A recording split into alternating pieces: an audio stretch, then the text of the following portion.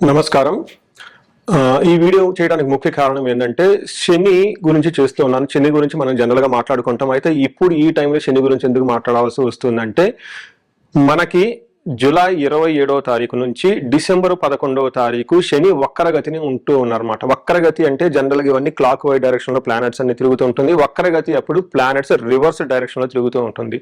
శని total గా ఈ వక్రగతి సందర్భంగా నెలన్నర రోజులు వక్రగతితో ఉండటంతో దీని యొక్క ప్రభావం 12 రాశుల వరకు ఎలా ఉంటుంది ఏంటి అనేది ఈ వీడియోలో మనం చెప్పుకోబోతున్నాం. ఇందులో ముఖ్యంగా శని గురించి ఎప్పుడైతే మనం మాట్లాడుకోవాలో, శని వచ్చేటప్పటికి కర్మ ఫలదాత అంటే మనం వర్క్ చేస్తే దానికి కావాల్సిన రిజల్ట్ ఇచ్చేవాళ్ళు ఎవరంటే శని మహాత్ముడు. కొంతమందికి అసలు జాబే ఉండదు లైఫ్ లో, కొంతమందికి ఎంత హార్డ్ వర్క్ చేసినా రిజల్టే ఉండదు, ఒకళ్ళు కొంచెం వర్క్ చేసినా కానీ విపరీతమైన రిజల్ట్ ఉంటుంది అనమాట. ఇలాంటి రిజల్ట్ రావడానికి కారణం ఎవరంటే శని అని గుర్తుపెట్టుకోవాలి. రెండోది క్రమశిక్షణ, డిసిప్లైన్. కొంతమంది లైఫ్ లో చాలా డిసిప్లైన్ గా ఉంటారు. ఉదయాన్నే లెగటం, చక్కగా టయానికి భోజనం చేయటం, చక్కగా టయానికి ప్రతిదాన్ని పనిని అవగొట్టడం అలా చేస్తూ ఉంటారు అనమాట. అలా క్రమశిక్షణగా ఉండటానికి, కొంతమంది అసలు క్రమశిక్షణ లేకుండా ఉండటానికి కూడా శని కారణం అని మీరు గమనించాలి. తర్వాత ఆలస్యము, ఆటంకాలు అని చెప్తారండి. శని ఉండటం వల్ల ప్రతి పని లేట్ అవుతూ ఉంటుంది. శని అంటేనే లేట్ అని ఇంగ్లీష్ లో మీనింగ్ అనమాట. శని చర అంటే స్లోగా మూవ్ అవుతుంటుంది. శని ప్రభావంతో ఎవరైతే ఉంటారో వాళ్ళంతా లేట్ గా ఉంటారు, ఆలస్యంగా ఉంటుంది, పనులు తొందరగా ఆటంకాలతో ఉంటుంది. చాలా మందికి రకరకాల ఆటంకాలు ఉంటాయి. కొంతమంది ఏ పని చేసినా కానీ ఆటంకాలు లేకుండా చేసేస్తూ ఉంటారు. ఇలా ఆటంకాలతో పాటుగా ఆయురార్ధ్యం అంటే ఆయుష్ ఎలా ఉంటుంది, ఒక మనిషి ఆయుష్ని డిసైడ్ చేసేది కూడా శని యొక్క ప్రభావాన్ని బట్టే ఉంటుంది. శని కొంతమందికి 8th హౌస్ లో ఉండటం వల్ల వాళ్ళకి చాలా దీర్ఘాయు ఉంది అని చెప్తూ ఉంటారు.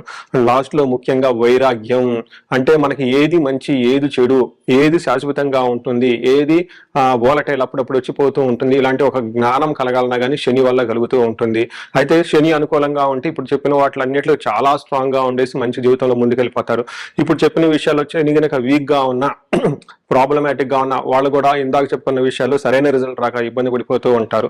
ఇలాంటి శని అందరికి ఏలినాటి శని, అష్టమ శని, అర్ధాష్టమ శని ఇలా రకరకాల శనులతో ఇబ్బంది పెడుతూ ఉంటే పాటుగా 3వ స్థానంలో, 11వ స్థానంలో, 6వ స్థానంలో శని ఉండి విశేషమైన యోగ్యతను ఇస్తూ ఉంటారనమాట. ఇంతగా ప్రభావితం చేసే ఈ శని 4.5 మాసాలు రెట్రోగేట్ అంటే వక్రగతిలో ఉండటం వల్ల 12 రాశుల వారికి ఎలా ఉందో మనం తెలుసుకుందాం.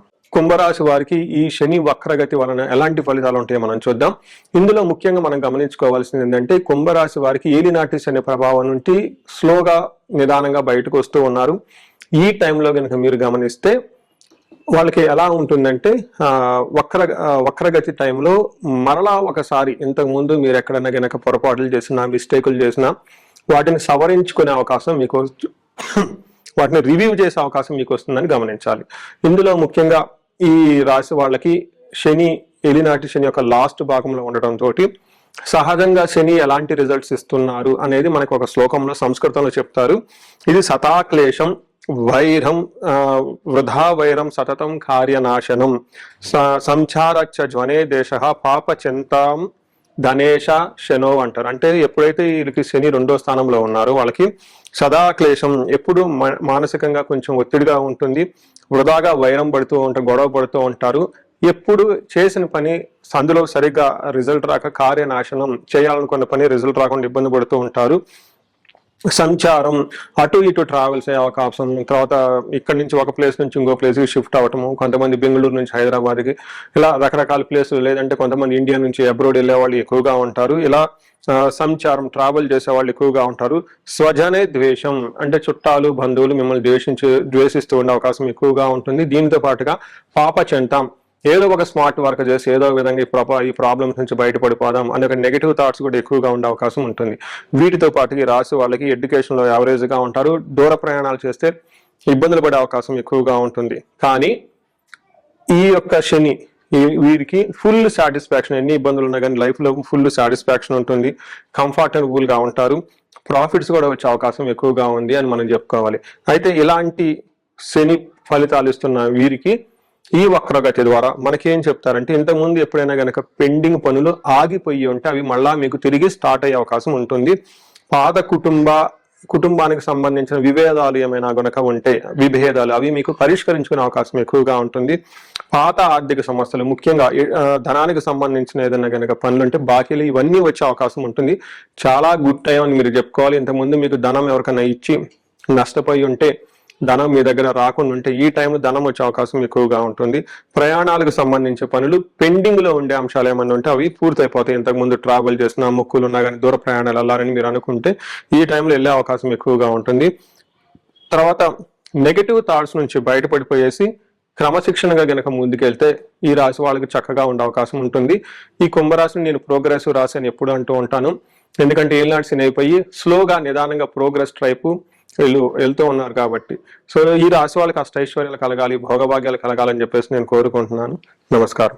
సో ఇప్పటిదాకా మనకి ఈ రాశి వాళ్ళకి ఎలా ఉందో తెలుసుకుందాం, శని గ్రహం యొక్క ప్రభావం. అయితే ఈ రాశి వాళ్ళకి కనుక ఏదైనా ప్రతికూల ప్రభావం ఉంటే వీటి నుంచి ఎలా బయటపడాలనే దానికి కొన్ని పరిహారాలు ఉన్నాయి. ఫస్ట్ పరిహారము సెల్ఫ్ రెమెడీస్, అంటే మీరు చేసుకోగలిగిన రెమెడీస్ కొన్ని ఉంటాయి. అందులో ముఖ్యంగా ఒకటి శని పిప్పలాద స్తోత్రం. చాలా సింపుల్ గా ఈజీగా ఉంటుంది, చాలా పవర్ఫుల్ గా ఉంటుంది, మీకు నెట్ లో దొరుకుతుంది. అది తీసుకొని సూర్యోదయం సూర్యాస్తమం టైం 2 పూట్ల కనుక చదువుతూ ఉంటే శని పెట్టే బాధల నుంచి చాలా వరకు బయటపడిపోతారు.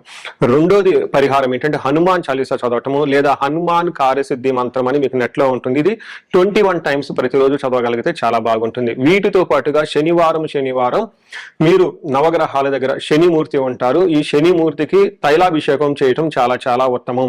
మీరు చక్కటి కోల్డ్ ప్రెస్ ఆయిల్, బయట దొరుకుతుంటే నువ్వుల నూనె ఒక 100 ml తీసుకోండి. తర్వాత ఒక చిన్న రిబ్బన్ లాంటిది బ్లాక్ కలర్ ఒక గుడ్డ మొక్క క్లాత్ తీసుకోండి. దీంతో పాటుగా కొంచెం బెల్లము కొంచెం నువ్వులు తీసుకొని వెళ్ళిపోయి స్ట్రైట్ గా మీరు శనిమూర్తి దగ్గరికి వెళ్ళేసి ఈ నూనె ఆ శనిమూర్తికి అభిషేకం చేసి మీరు తీసుకున్న నువ్వులు శని మహాత్మ మీద చెల్లేసి వెంటనే మెడలో ఒక వస్త్రంలాగా కప్పి చిన్న బెల్లం ఒక తోలపాకుల మీద కానీ లేకుంటే అలాగనే యాస్టిస్ గా కానీ కింద పెడితే మీ యొక్క పరిహారం అయిపోతుంది. అక్కడ నుంచి వీలైతే 3 సార్లు ప్రదక్షిణ చేయగలిగితే చాలా చాలా బాగుంటుంది. ఇవి 3 మీ అంతా మీరు చేయగలిగిన పరిహారాన్ని గమనించుకోవాలి. వీటితో పాటుగా ఉదయాన్నే లేగటం, జాగింగ్ చేయటం, యోగా చేయటం అనేది కూడా చాలా చాలా ముఖ్యం.